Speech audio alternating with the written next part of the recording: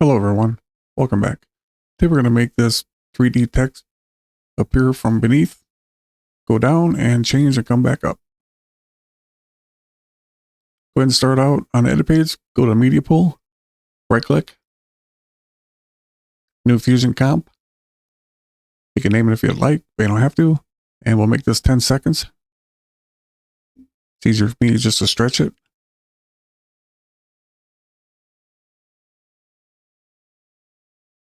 And go to fusion.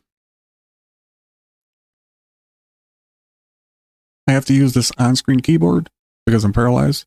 I cannot use my hands and arms. So we'll be up there in the way. Start out with a 3D text and a 3D merge, camera, light, and render. Plug the render into the media out.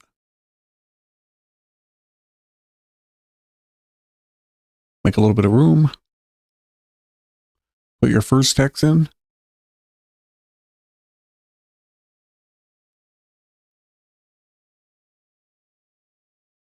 Then go to the camera.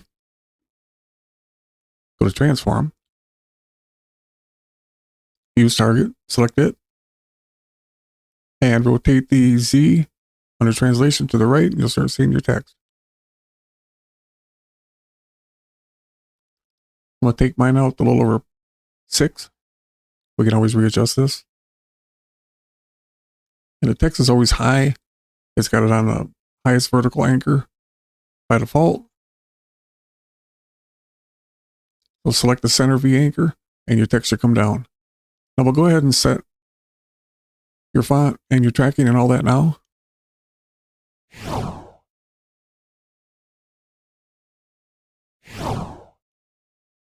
And we'll go to dual viewers. Put the merge in viewer 1.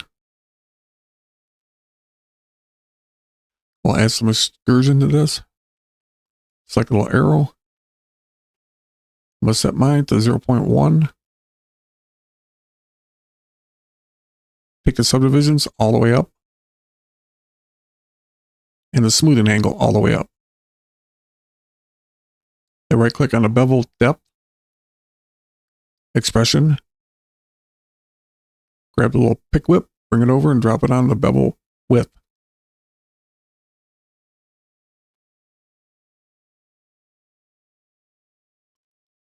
I'm going to set my bevel to 0.0063, but set yours to your liking.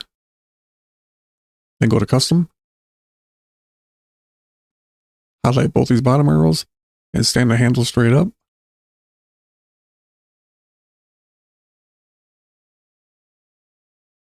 And highlight the top ones.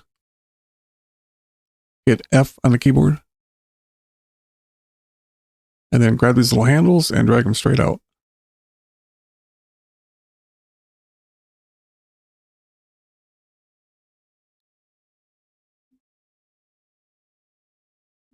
Select the render node. Go to render type. Change it from software to hardware. Have optimize your rendering. And enable lighting and shadows. And if you look in viewer 2, we have no light. That's because if you look in viewer 1, the light is on the back side of the text. Select the spotlight node. Go to transform. Select use target.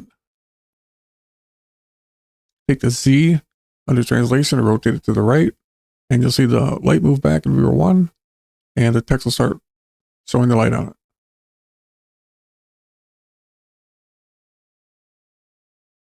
Adjust it to something like that. And go to controls. And turn the cone angle all the way up. And then grab another 3D shape. Merge it into the text. Select the shape node. Go to transform. Under rotation, take the X to -90.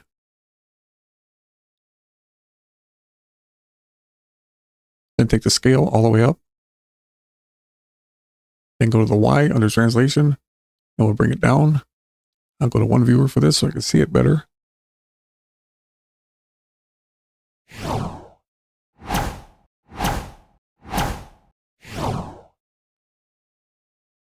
Mine come out to minus 0.64.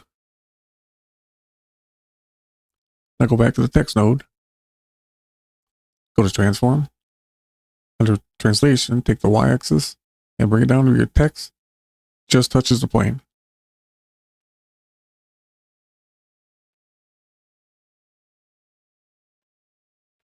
Mine came out to minus 0.425.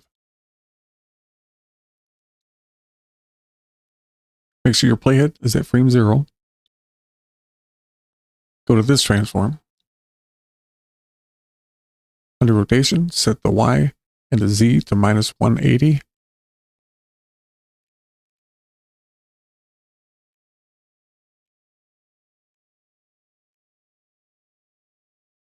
And it should be just poking through the plane. We'll address that in a moment. I'm on a 30 FPS. You may have to adjust accordingly. Set a keyframe on both the Y and the Z. Advance 1 second. You may have to adjust accordingly. And then reset these both back to 0. Now we'll advance 2 seconds.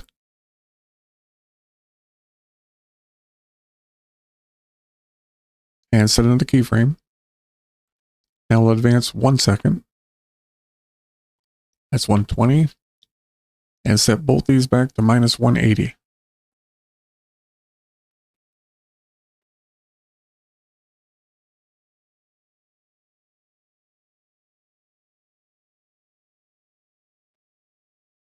And we'll advance 1 more second. And set a keyframe on both of them again. And advance 1 more second. And set them back to 0.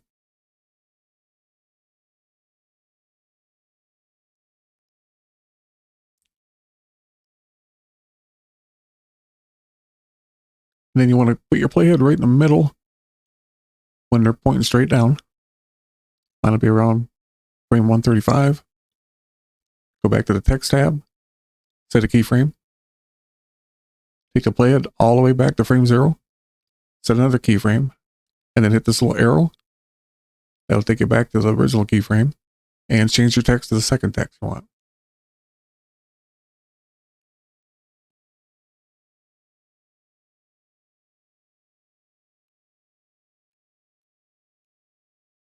And when you scrub your playhead, your second word should appear.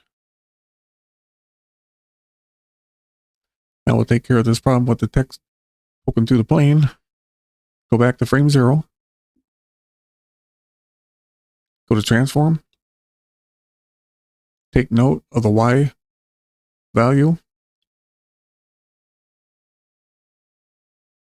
And then rotate it down so it's below the plane.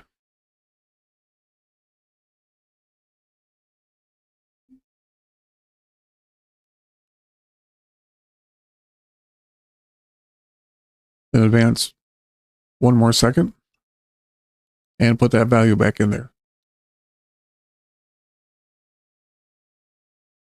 Mine was minus 0.425.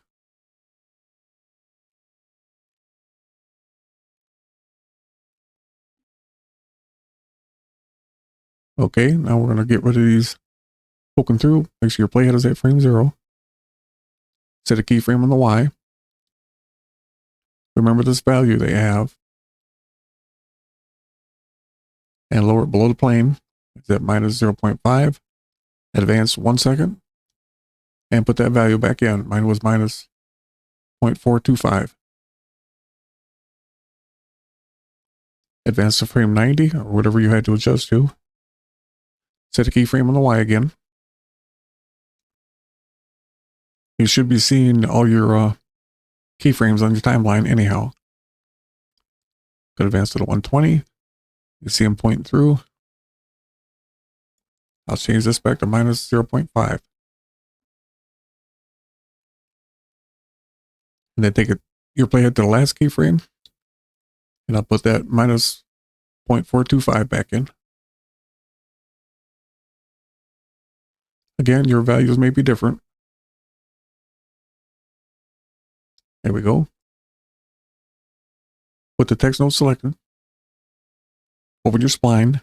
If this is blocking your spline, little button in the corner says shrink. I like to select show only selected tool. That way they're not all in there.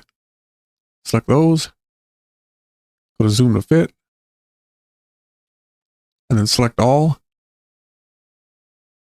And hit F on the keyboard. Close your spline. I'll give it a play.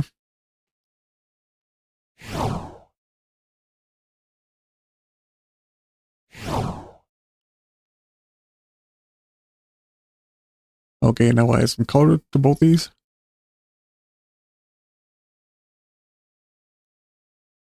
And the plane, select it.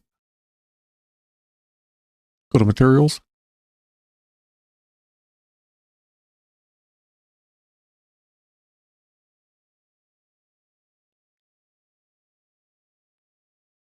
Well, there you go. Thanks for watching, and I'll see you on the next one.